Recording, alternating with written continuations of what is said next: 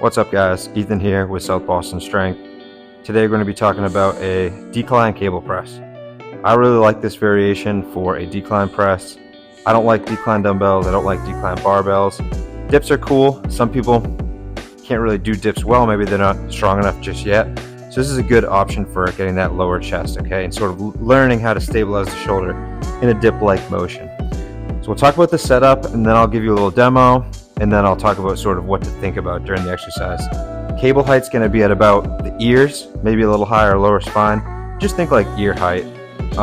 Try to find a cable setup that's not too far apart. A lot of the like pull-up rack cable setups at gyms, the cables are really far apart. This one's actually pretty narrow and I like that better, okay?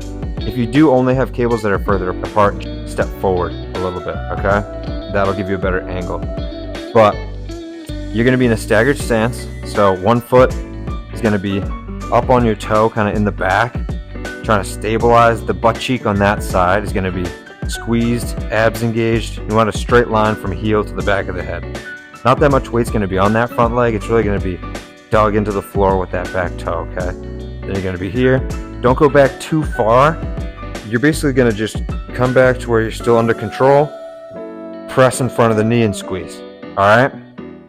Back to where you're under control, not wide, that will be a fly, nice and tight. So the cable's almost going to be right on top of your forearm the whole time. Your forearm's going to hold that cable angle pretty much the whole time, all right?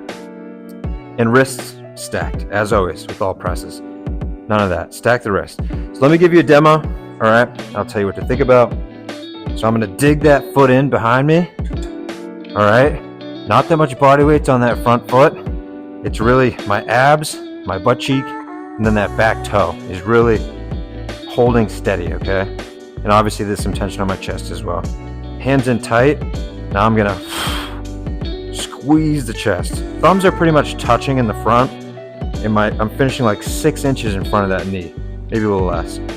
Coming in tight, under control, not rocking back or forward on any reps, just staying steady, lengthening the chest, shortening the chest.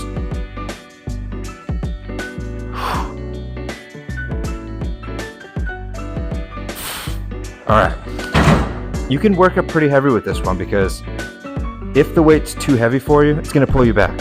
And if you can stay under control, then it's probably okay. So I think that's all for today. If you have any questions, drop them underneath and I will address each one of those. All right, so with that, I'll see you guys in the next one.